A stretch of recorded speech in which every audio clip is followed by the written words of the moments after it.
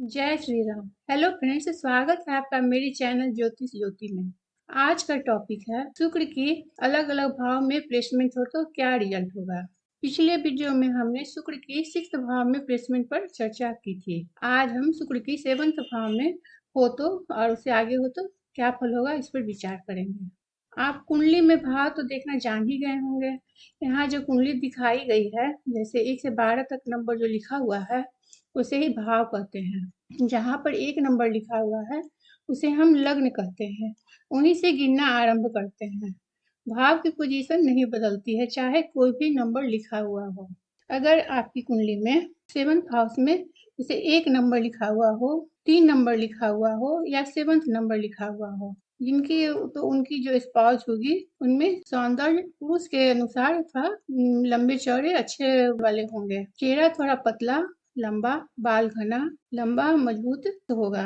वह इंटेलिजेंट भी होंगे या होंगी। बच्चों की संख्या थोड़ी कम हो सकती है। अगर 7th भाव में 5 नंबर या 11 नंबर लिखा हुआ यानी सिंह राशि या कुंभ राशि हो तो और उसमें शुक्र हो तो आपकी होने वाली स्पाउस थोड़ी मोटी हो सकती है, सिंपल सुंदर होंगी। वो इंटेलिजेंट भी हो सकती है, काम करने में एक्साइटेड होंगी यानी उसमें उतावलापन नेचर होगा और सुंदर आंखें होंगी, लेकिन नाक थोड़ी कम सुंदर होगी। अगर आपकी कुंडली में 7th भाव में 9 नंबर लिखा हुआ हो, धनु राशि हो तो पत्नी आपकी सुंदर होगी या पति या पत्नी कोई भी जो जिनकी कुंडली है सुंदर होगी, लंबी होंगी, अट्रैक्टिव होंगी और उनका कम्प्लेक्शन फेयर होगा।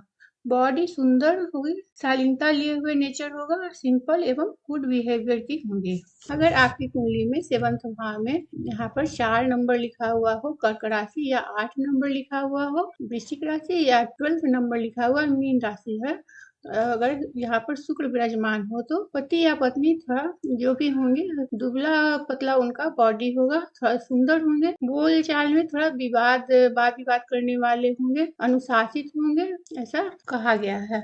उनकी आंखें सुंदर होंगी, झील के समान जो बोलता है लेकिन झील के समान सुंदर है उसी तरह की उनकी आंखें होगी। स्किन एकदम सॉफ्ट होगा और हेयर भी बहुत सुंदर होगी। अगर आपकी कुंडली में शुक्र 7th हाउस में 2 या नंबर लिखा हुआ हो, वृष राशि हो या 6 नंबर या 10 नंबर लिखा हुआ हो और उसमें अगर शुक्र बैठा हुआ हो तो पति या पत्नी आपकी शॉर्ट हाइट की होंगी, थोड़ा नेचर वाइज स्पिरिचुअल होंगी, घर के काम काज में दक्ष होंगे, मतलब घर के काम काज में उन्हें मन लगेगा और श्रद्धालु होती हैं। ऐसे थोड़ा राउंड फेस होगा उनका और केस घने होते हैं। ओवरऑल देखा जाए तो पत्नी में नारीत्व गुणों की मात्रा ज्यादा होती है। शुक्र सुंदरता का परिचायक है तो सुंदर तो होगी ही। अगर यहीं पर शुक्र पाप ग्रह प्रीत हो जाए 7th हाउस में, उसके साथ या आगे पीछे घर में पाप ग्रह हो, पाप कर्तरी योग में आ जाए तो विवाह ठीक नहीं चलता है। एक से अधिक विवाह के योग भी बन जाते हैं, तलाक के भी योग हो जाते हैं या बेमेल बीमार जैसे उम्र अंतर होता है वैसा विवाह भी देखने में आता है। अगर शुक्र 7th भाव में हो तो प्रेम विवाह भी करवाता है। यहाँ पर अगर मेष राशि 1 नंबर लिखा हो, वृश्चिक राशि 8 नंबर लिखा हुआ हो, कुंभ राशि 11 नंबर लिया हो तो जीवन साथी में उम्र का अंतर होता है। बड़ी उम्र की जीवन साथी की संभावना बनती है। अगर 5 नंबर लिखा हुआ हो या 12 नंबर लिखा हुआ हो तो विवाह के बाद भाग्योदय होता है। विवाह भी ठीक ठाक आयु में हो जाता है। अब हम शुक्र की 8th हाउस में पोजीशन हो तो क्या होगा। अगर शुक्र आपकी कुंडली में 8th हाउस में विराजमान है तो यहाँ पर लव मैरिज के योग बन जाते हैं। आपकी कुंडली में ऐसे योग है तो आपके लव मैरिज की बहुत ही संभावना रहती है। अगर आपकी कुंडली में शुक्र 9th हाउस में विराजमान है तो और उसके साथ पापी ग्रह भी हो तो तलाक की नौबत आ जाती है। अगर वहां पर 4 नंबर हो तो और शुक्र चंद्र की युति हो तो जिसकी कुंडली में है उनके अनेक फ्रेंड होते हैं, लेकिन उनकी पत्नी सौभाग्यशाली होती है। अगर आपकी कुंडली में शुक्र 10th हाउस में हो तो रोमांटिक नेचर होता है जिनकी कुंडली में ऐसा योग होता है और उन्हें फीमेल से बिजनेस में बहुत ही लाभ होता है। अगर वो पार्टनर फीमेल कुछ बना ले तो मेल के साथ तो वो पार्टनरशिप कर ले तो उनको बिजनेस में बहुत ही लाभ होगा। अगर 10th हाउस में शुक्र हो तो फीमेल पार्टनर के साथ बिजनेस में बहुत ही अधिक लाभ होता है और उनके बहुत सारे फ्रेंड भी होते हैं। अगर शुक्र आपकी कुंडली में 11th हाउस में हो तो फीमेल द्वारा धन प्राप्ति के योग बनते हैं।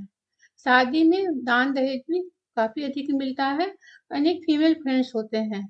अगर यहाँ पर शुक्र मंगल का कंजक्शन हो तो एक से अधिक विवाह के योग की भी संभावना बनती है। आप लोग ऐसा कि एक से अधिक विवाह बोले तो अगर शुक्र वहाँ पर हो तो आप घबराने की जरूरत है। कुंडली में और भी योग को देखकर ही कंफर्म किया जाता है। अगर 12 में शुक्र 12th हाउस में हो तो जिसकी कुंडली में है तो उनका रोमांटिक नेचर होता है। उन्हें सैया सुख और आर्ट और कल्चर में काफी रुचि होती है। यहाँ पर बैठा शुक्र आपको धन धान की कभी कमी नहीं होने देता है। यह व्यय का भाव है। अगर यहाँ पर शुक्र बैठा हुआ है तो आपकी आय भी बहुत ही अधिक हुई तब भी तो आप व्यय कर सकते हैं।